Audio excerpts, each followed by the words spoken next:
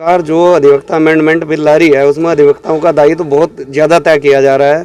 फर्जी दस्तावेज पार्टी ने दे दिए, वकील ने प्रोड्यूस कर दिया, वकील जिम्मेदार। पार्टी केस हार गई, वकील जिम्मेदार। पार्टी कंपनसेशन मांग सकती है। अब इसमें जो है सरकार, हाँ जी, सरकार के विधायक हारते हैं, सरकार के एमपी हारते हैं, सरकार गिरती है, तब उसकी जिम्मेदारी कौन ले रहा है? सरकार खामखाई ने 3-4 लाख रुपए वेतन दे रही है, किसका वापस करा रही है? सरकार सबकी जिम्मेदारी तय करे, हम लोग भी जिम्मेदारी तय कराने के लिए तैयार हैं। अगर ऐसा नहीं होता हम हड़ताल पर आएंगे। Bar council of India, bar council of Uttarakhand जो भी दिशा निर्देश देगी हम उस तरीके से लगे रहेंगे, और जब तक ये बिल वापस नहीं होता हम लोग संघर्षशील रहेंगे। सरकार अधिवक्ताओं के लिए कानून तो लेकर आ रही है, अधिवक्ताओं को कोर्ट ऑफिसर भी बताती है, लेकिन धनिया भी नहीं देखती वकील लोग, एक चवन्नी नहीं देखती, ना बैठने की व्यवस्था करती, ना चैम्बर देती। और अब इसमें कुठाराघात कर दिया, कोई पार्टी हारेगी तो हमारे खिलाफ भी मुकदमा लड़ेगा, हमारे से रिकवरी करेंगे। हमें सरकार दे रही क्या? ऑनलाइन सारे काम कर दिए, स्टाम्प वाले बेचारे घर बैठा दिए। सरकार हमारे साथ में बहुत से मुंशी साथ चलते हैं, स्टाम्प वेंडर साथ चलते हैं, टाइपिस्ट साथ चलते हैं, ये सबको घर बैठाने का इन्होंने प्रक्रिया कर ली। रजिस्ट्रार ऑफिसर, यहाँ सब रजिस्ट्रार, हिंदू मैरिज एक्ट है, लेकिन उसमें कई करोड़ की बिल्डिंग बना रखी, उन्हें तनख्वाह दे रहे। अब मैरिज उनसे हटा ली, वसीयत उनसे हटा ली, और टुचड़ा आदमियों के सुपुर्द कर दी। क्या करेंगे हम ऐसे वसीयत को करके? जब तक आपकी मांग पूरी नहीं होती, जब तक हमारी मांग पूरी नहीं होती हम संघर्ष रहेंगे, चाहे हमें इसके लिए आत्मदाह भी क्यों ना करना पड़े। कानून ला रखा है, यह अधिवक्ताओं के खिलाफ है और यह अधिवक्ताओं को घर में बिठाने वाला कार्य है। और इसमें ना तो कोई मैरिज जो था ये CSC को दे दिया है, बैनामे है, वो भी ऑनलाइन कर दिए हैं और भी पेपर लेस करने जा रहे हैं, लेकिन अधिवक्ता इसमें कहाँ जाएगा? अधिवक्ता तो घर में बैठ जाएगा, भूखे मरेगा। और इसलिए हम कानून के खिलाफ हैं इसके, और कानून सरकार को वापस लेना पड़ेगा, नहीं तो अधिवक्ता लोग सड़कों पे उतरेंगे और धरना प्रदर्शन करेंगे और भूख हड़ताल करेंगे, चाहे कुछ भी करना पड़े। और इसके लिए अधिवक्ता हर समय तैयार है और ये सरकार को ये कानून वापस लेना ही पड़ेगा। अधिवक्ता के जो हितों का सीधा सीधा उसको कुठाराघात है, और सही मायने में एक तरह से जो है ना ब्यूरोक्रेसी का सीधा सीधा हस्तक्षेप हो जाएगा।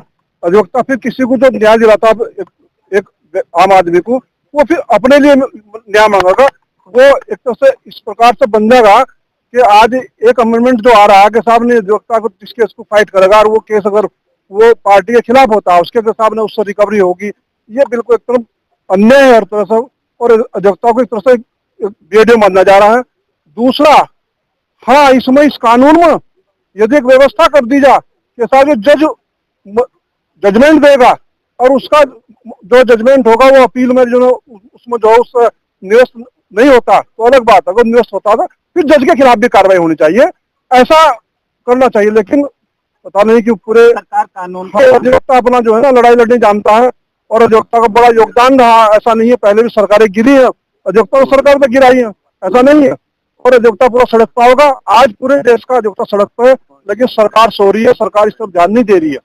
निश्चित रूप से हम सरकार से आग्रह करते हैं अपने कि इस जो अमेंडमेंट आप ला रहे हैं, इस अमेंडमेंट को निरस्त किया जाए, और निश्चित रूप से क्योंकि पहले से एक्ट बना हुआ है उसमें काफी प्रावधान दिए गए हैं कि उन्हीं से जो है पूरा मैनेज होता है मामला, ऐसा नहीं है। जो गलत करता है उसके खिलाफ कार्रवाई होती है। लेकिन आज अधिवक्ता रोष है और पूरे हिंदुस्तान के अधिवक्ता में रोष है, क्योंकि आज ऐसा लग रहा है कि जैसे मतलब एक हिटलर शाही की तरह जो है देश जा रहा है इसमें, क्योंकि कल अधिवक्ता बगावत नहीं कर सकता। फिर जो एक नया अमेंडेड एडवोकेट बिल ला गया है जिसके प्रावधान अधिवक्ता हितों और अधिवक्ता को रजिस्ट्रेशन देने वाली संस्था के विपरीत है। हमारी दो बॉडी होती है ऊपर, एक तो स्टेट में होती है, एक सेंट्रल में होती है। गलत हो या सही हो, अगर गवर्नमेंट ने कोई ऑर्डर पास कर दिया उन्हें मानना पड़ेगा। एक तो उसका विरोध करते हैं हम। दूसरे, इसमें एक प्रावधान और शामिल किया गया, अगर किसी मुवक्किल के द्वारा कोई फर्जी डॉक्यूमेंट दे दिया गया और वो अधिवक्ता ने फाइल पर प्रस्तुत कर दिया, अधिवक्ता के पास कोई इन्वेस्टिगेशन पावर तो है नहीं, वो जांच करेगा उसकी कि वो डॉक्यूमेंट कहाँ से आया, कहाँ से लाया, वो तो उसने दिया और दे दिया, तो उसकी लायबिलिटी अधिवक्ता पर डाल रहे हैं, उसका विरोध करते हैं। तीसरे, अधिवक्ता से अगर एक पार्टी केस हारती है उसे उपभोक्ता के दायरे में ला के वो रिकवरी सूट फाइल कर सकता है, उसके पास में मेरी फीस दी गई है।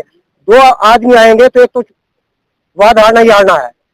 ऐसी स्थिति में हमारा ये भी कहना है कि ठीक है, हमारी लायबिलिटी तय कर दिया, परंतु उन जजों की लायबिलिटी तय की जाए कि जो ऑर्डर नीचे पास करते हैं और उनके ऑर्डर ऊपर जाकर कटते हैं, अगर उनके खिलाफ भी एक्शन हो, उनके खिलाफ भी कार्रवाई हो तो हम सहमत हैं। इसके अतिरिक्त जो है पूरा बिल है, इसके अनुसार वकालत किया जाना संभव नहीं रहेगा।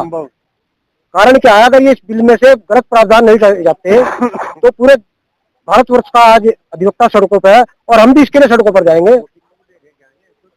इसके अतिरिक्त जो है कोई हमें विधिक सहायता देनी नहीं गवर्नमेंट, हमें तो मुवक्किल जो है फीस देता है, काम कराता है और उसी के द्वारा जो बात कही जाती है हम उसे कानूनी रूप से अदालत तक पहुंचाते हैं। इस संबंध में हमारे द्वारा माननीय राष्ट्रपति महोदय को ज्ञापन दिया गया है एसडीएम लक्ष्य के माध्यम से।